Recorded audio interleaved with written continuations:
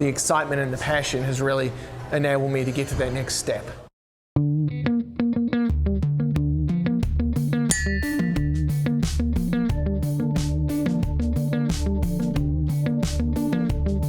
I am in Sonoma today, and I'm at MacArthur Place, which is a hotel as well as a restaurant. And I'm here with Blair Guthrie, and Yes, Blair sir. is the owner/winemaker of Gutherie Family Wines. Why are you here at the hotel today? So I was here today. We had a Moon Mountain District Association meeting today where we had an open tasting with the public, and we talked about expanding the AVA and the geology of Moon Mountain, which is, for me as a winemaker, a really exciting new AVA in California. Just to establish it, you are from New Zealand. Yes, sir. And you've been living here in the States how long? Since 2011. Very nice. Yeah, born and raised in New Zealand. Spent a couple of years making wine in Australia, and then over to the US, and ended up getting stuck here and been here for a while now. Were you raised in a winemaking family? Did you develop your own passion as time went on? How did that happen? Yeah, not at all raised in a winemaking family or a wine drinking family. Dad was a real estate agent, Mom was a school teacher. I was a beer drinking rugby boy from New Zealand. I played rugby on the weekends and I drank beer on, I was not a sophisticated young lad. I really fell into the wine business. I was originally a graphic designer. It's kind of what I went to school. Of course you were, yes. Yeah. Went to school for graphic design, thought that's what I was going to do. I grew up on kind of a farm, and all my friends had farms, and I really struggled to sit at a computer for too long, and kind of had a midlife crisis at An early midlife? Yeah, an early midlife crisis, like 23 years old, and was like, oh my gosh, am I going to do this for the rest of my life? I can't sit at a computer. And ultimately, I ended up going back to school and studying enology and viticulture on a whim, thinking how I need to find something else that I can be creative in. Thought I was going to end up driving tractors at a vineyard for the rest of my life, and really, once I discovered the winemaking side of it, was just like, holy cow, this is amazing. And ended up just channeling that energy into the winemaking. And 20 years later, here we are, making wine in Napa Valley and Sonoma Valley. Now you said you made some wine in Australia. Did you make some wine in New Zealand as well? A little bit in New Zealand, not a lot. Studied in New Zealand, worked briefly for a couple of wineries, but really left there. I got hired almost immediately out of school for a winery in Australia. Really lucky. There was a gentleman building a winery in Australia who happened to study at the same school I had studied at. He called up my professor and said, hey, is there anyone graduating that you would hire? And they put my name forward. He called me, said, do you want a job? I said, absolutely. Packed my bags, jumped on a plane, moved to Australia. And I think, the wine industry is such a creative, passionate industry that when you see that in other people gravitate towards it. And for me, at least, everything I do is driven on passion. And I think my professor saw that. And so when this winemaker called up the school, was like, you got to hire this guy. He's driven. He wants to do something good. And so, yeah. I mean, that's been my career so far. It's been really lucky. I've had that instance happen multiple times where I think just the excitement and the passion has really enabled me to get to that next step. So was it a goal for you to come to the States, or was it simply a matter of, again, that happened, like you got hired? Just happened. Yeah, especially coming from New Zealand, I had no intention of ever living in the United States. I came to the US to do an internship for Paul Hobbs. He's a winery in Sebastopol. Sure. Paul is a pretty recognized winemaker for making Cabernet and Pinot Noirs. I really thought I was coming over here to get some experience and leave. But as usually happens in these situations, I met a girl. She happened to be American, and two things matched up. And a couple years later, I moved back here to marry her. And I'm here now. She's a Houston girl, and she was out here also learning the ropes of the wine industry, getting into the wine industry, working in the cellar. So yeah, it was a fun wedding. It was me and all my boys from New Zealand, rugby playing, beer drinking boys and a bunch of oil and gas people from Texas.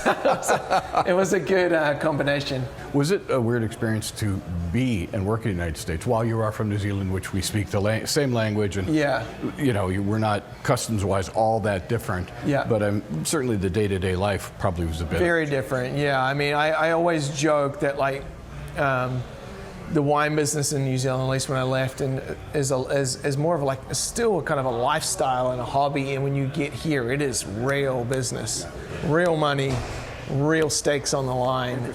So very drastic from an economic point of view, but the same passion exists in both places.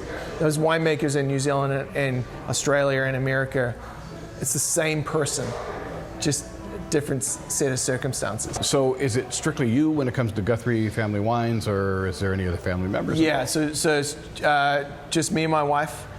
So I do all the winemaking, viticultural production side of it, and my wife does all the back end. So she handles all the accounting. She basically makes sure the business is going to work. Great, excellent. Because I'm an artist and I will go bonkers and create a lot of things that probably don't make a lot of money.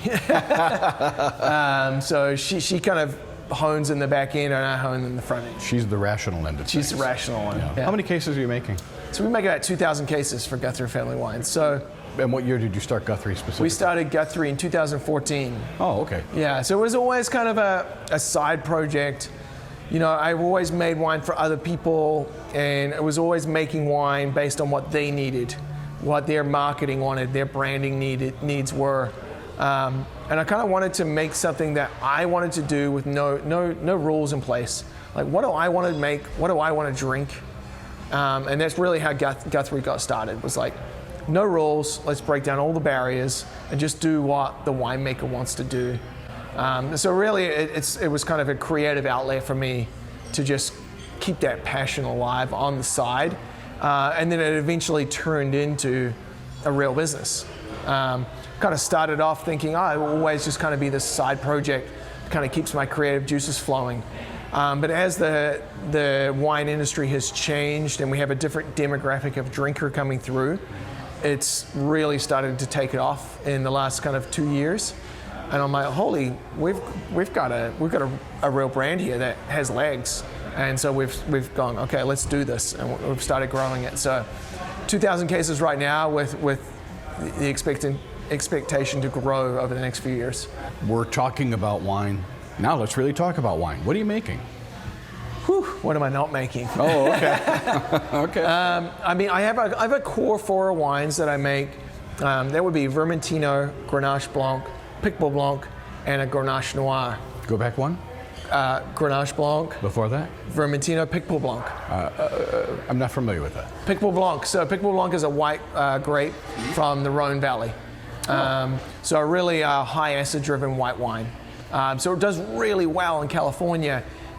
Grown in the Rhone Valley of France usually, tiny amount of it grown in California, but being kind of a high acid white does really well in our kind of Mediterranean climate.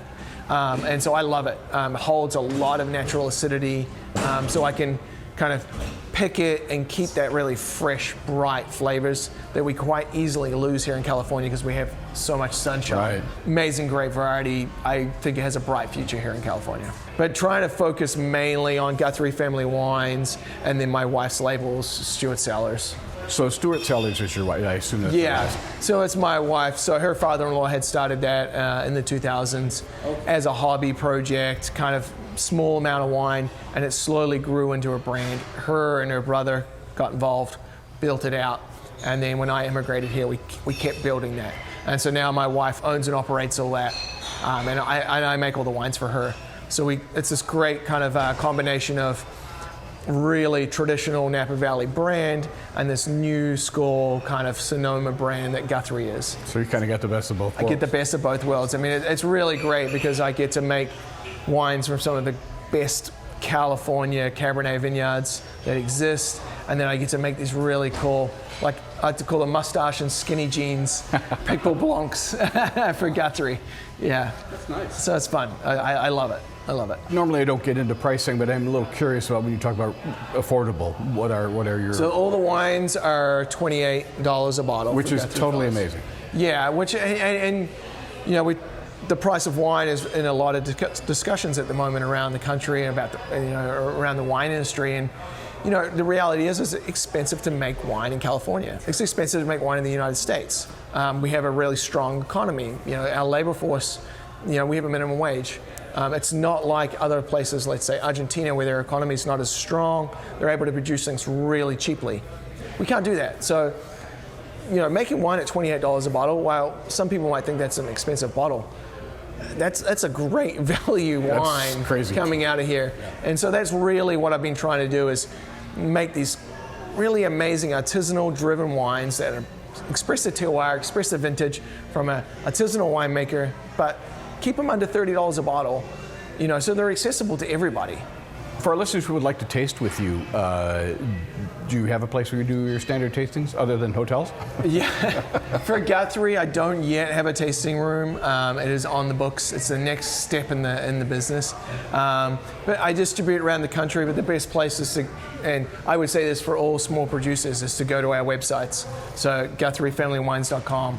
And order off the website. That really is the way that you can support a small producer trying to really build out their brand. Great, and you beat me to that question. So, right.